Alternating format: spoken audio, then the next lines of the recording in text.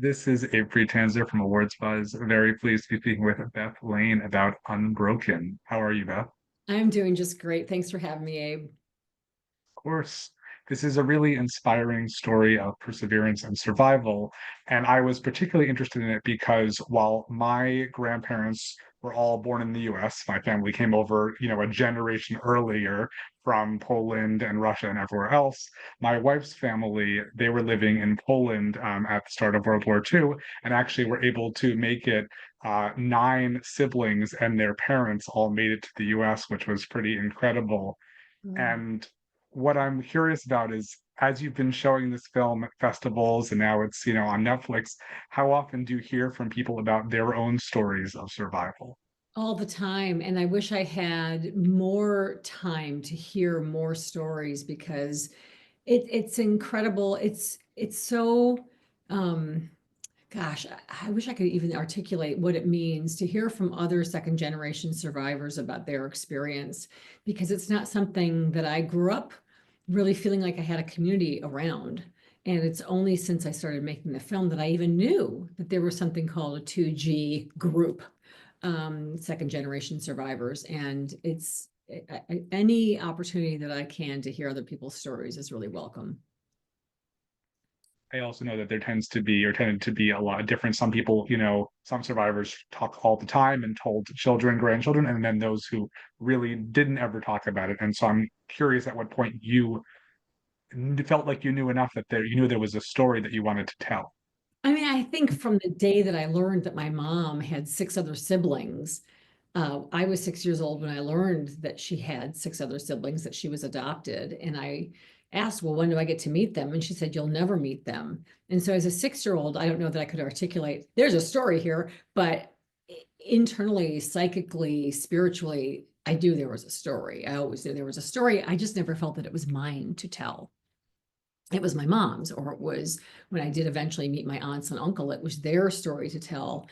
But then an experience happened in 2017 where that was kind of like a light bulb moment. There was a defining moment when I realized if I don't tell the story, it will be lost forever. And that would just be terrible because we want to celebrate the upstanders along the way who enabled their survival, the people who did the right thing and stood on the right side of history.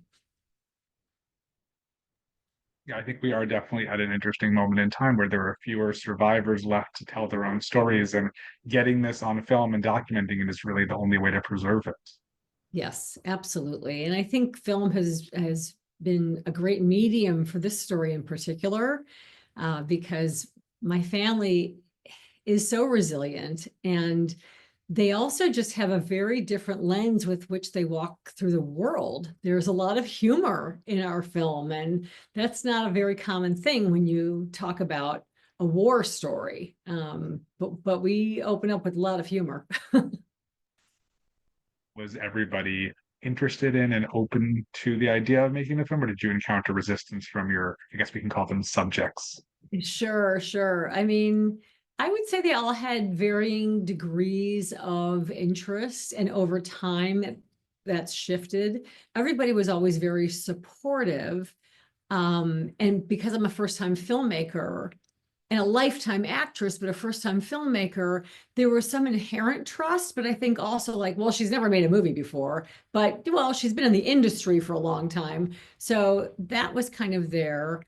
Um, I think for them, the hesitation was just more about their own internal decision making about, do I really want to open up Pandora's box? Because none of them were the kinds of survivors that actually talked about it. That wasn't how they dealt with moving forward with their lives. Whereas I know there are many survivors that the only way they can move forward with their lives is to talk about it. Do you feel like you knew the film you were making beforehand, or did you really Oh, gain so no. much? No, not, and not only did I not know the film I was making beforehand, but I had no idea how I was going to make it. And it was just one of those moments where I made truly a sacred vow. I will make a film. I will not stop until it's finished, and I'm just going to figure it out. I think in many ways it really is like giving birth to a child. You know how to make the baby, right? but you have absolutely no idea how you're going to raise it. You don't know what the child's going to be like. You don't know what's in store for you in the future. And that's very much what this is like. What surprised you most about being a filmmaker for the first time in that whole process? Um, hmm, that's a great question. Well, certainly the marriage between directing and producing was not something that I had fully appreciated as an independent producer and independent director, to have to wear both hats. And then, of course, I am also wearing the writer hat and the actor hat.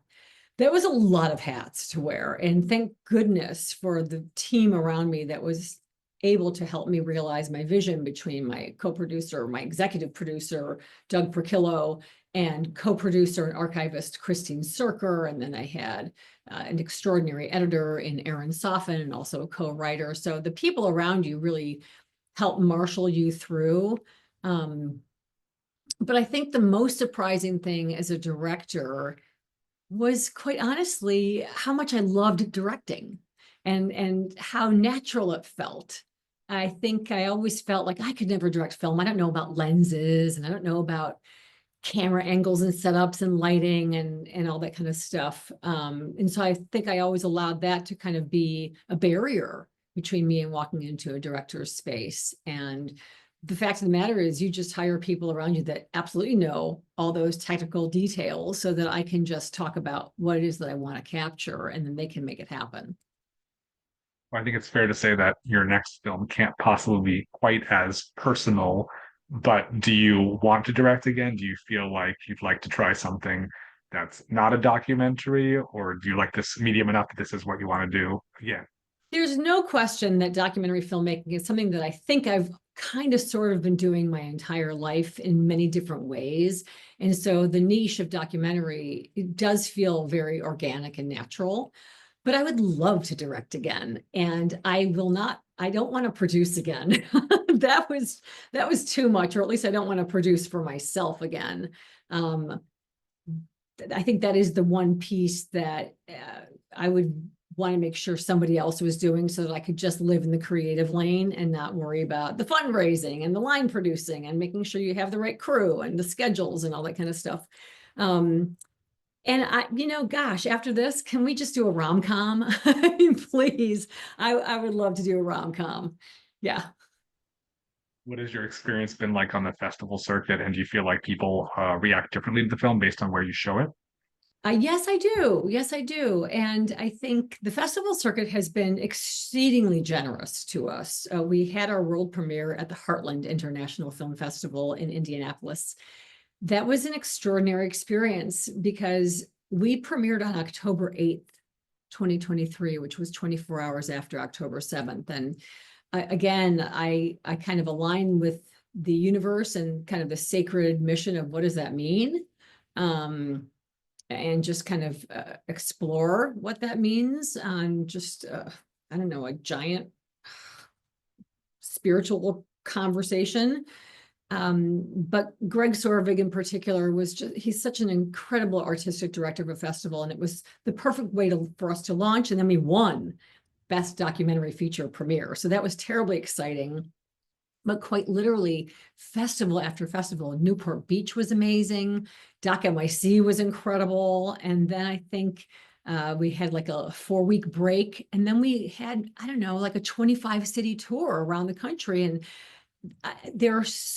every festival was so specific and different, and we kept winning audience awards, and I loved meeting so many different parts of the country and different audiences, and just the other artists. Filmmaking, you're in many ways by yourself at your desk. And sure, you're working with your collaborators on Zoom or whatever, or if you're in a studio, but to actually get to be with other filmmakers, that's what these festivals, they offer you the audience, but they also offer you community with filmmakers. And that's been extremely exciting, to get to know other artists and how they work and how they've launched their films and how they're telling their stories. I've loved that. I think that since October 7th, people have invoked the Holocaust for a number of different purposes and contexts. And I'm curious if that has come up as a question, whether in a good way or in a combative way, as you've shown the film different places. Regarding, I'm not exactly sure what you're asking me. I Um, think that a lot of people, feel as if, this October 7th was the worst thing that has happened to the Jewish community oh, worldwide since yes. since Holocaust. And I feel like there are also people who would describe what's happening in Gaza as Mm. another Holocaust. And I think that people come to this very, very charged. And I'm curious if that has been your experience at festivals, or if people have mostly been able to separate this film from what might be happening now. I think it's a combination, and I appreciate the nuance around it, because there's no question that our our audiences at film festivals have primarily been communities that care deeply about the Holocaust and align with the fact that the Holocaust is something that should never, ever, ever, ever be repeated. And as we're walking into this space, and what I've been noticing actually on some of the fan sites on social media is it's the first time that I'm actually experiencing hate speech, and people that know absolutely nothing about the movie whatsoever, just because the word Holocaust is perhaps part of the log line or the synopsis, all of a sudden they start throwing their political agenda onto what's happening in the world today. And for me, I'm not going to cancel them. For me, that's an opportunity to say, hey, are you interested in actually learning about this particular story? Because it has nothing to do with what's happening in Gaza. And as a filmmaker, I have not made a political film. I've made a human rights film. So as soon as you know that I'm a human rights activist and not a politician with an agenda, then we can have a conversation. But if you want to put me into a box as being somebody political that you want to vilify, well, that's the choice you can make if you wish, but you're missing out on an opportunity to actually get to know somebody who's willing to listen to your point of view. I am willing to listen to other people's points of view. And of course, respectfully, I'd request that they would also want to listen to mine. I appreciate the directness and openness of that answer, because I feel like this is should not be a conversation ender for anybody. This should be an opportunity for starter, and especially when Right? people say there are so many Holocaust films, that's because there are so many stories. And Yeah. if we don't keep telling them, then we lose them, and that's not helpful. That's not good. Right. I Um, agree. I agree. Well, the stage of your film now is, I think, the opposite of the festival experience, which is Netflix, which couldn't be any different, but also how wonderful, right? That it's reaching, the whole world this way. Can you tell me about the path to getting on Netflix and how you're feeling right now? Absolutely. I mean, Netflix has been incredibly wonderful to us. And we've known for a long time that we would be launching on Netflix because we chose together as a team, we collaborated, and we actually chose this date of Yom HaShoah, Holocaust Remembrance Day, to launch the film. And that's so meaningful. And it's given us a lot of road to prepare for this moment. So I very luckily had an incredible sales team that introduced me to our distributor, Greenwich Entertainment, and we had our nationwide release in February. So it was great to be in the theaters across the country for a solid week, as opposed to like one night here, one night there. Now we're back to the one nights, which is also still fantastic and great. And we also had a TVOD release. So we're on Apple, Amazon, Fandango, Google, and YouTube. And so that's terrific, especially for people that don't have Netflix, they can still see the film. But Unbroken, the opportunity for Unbroken to be on a platform like Netflix is just extraordinary. It's a milestone that I think every filmmaker dreams of. And then when you actually receive the gift of the partnership and the collaboration, you're just like, thank you. Thank you, because now we see the film just in the last 12, 15 hours, our social media has doubled. That's something that I, as an independent filmmaker, can't make happen for myself. How many $25 boosts can I do on Facebook or whatever? But when you have an engine like Netflix behind you and the algorithm goes out there to the metaverse, it's terribly exciting. And I can't wait for us to get our story into homes where people who might not ever look at an independent documentary or even a story that happens to be told through the lens of a Jewish family, they just might take a look and they might have the opportunity to exercise their own muscles of empathy and compassion for somebody who's different from they are. love that. I usually end my interviews, especially with a lot of Emmy contenders these days, what are you watching right now? But I want to tweak that for you and ask if you've seen anything either really great on the festival circuit, if you had chances to see other films while you're there, or any other Holocaust stories that you think are really extraordinary that are sort of underseen. Absolutely. And I think the most extraordinary film of the year that has been underseen, at least from my perspective, is The Performance by director Shira Piven, starring her brother Jeremy Piven. And to me, The Performance is one of the most exceptional films made during the period of time of the Holocaust. Jeremy's performance is riveting, and Shira's work is just beautifully nuanced and masterful. And there's not enough I can say about The Performance, based on a Henry Miller story, given to Jeremy by his mother, Joyce Piven. And I also have a personal connection to the Piven family. As a child, I was one of the founding members of the Piven Theater. What would we call it?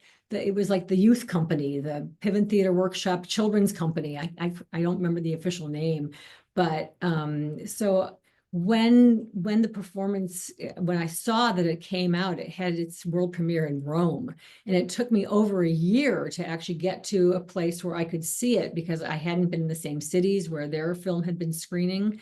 And when I saw it, I was just gobsmacked by the work. It's just beautiful, sensitively told, and I hope everyone gets to see The Performance. That's a great choice. And it's also nice to see Jeremy Piven again because I feel like he was doing so much for so long. And, it's nice to see him back in a leading role like this. He slays it. He absolutely slays it. Yeah. Well, thank you so much, Beth. This was a wonderful conversation. I wish you plenty of luck with UnBroken and whatever comes next for you. Thank you. Thank you so much for having me, Abe.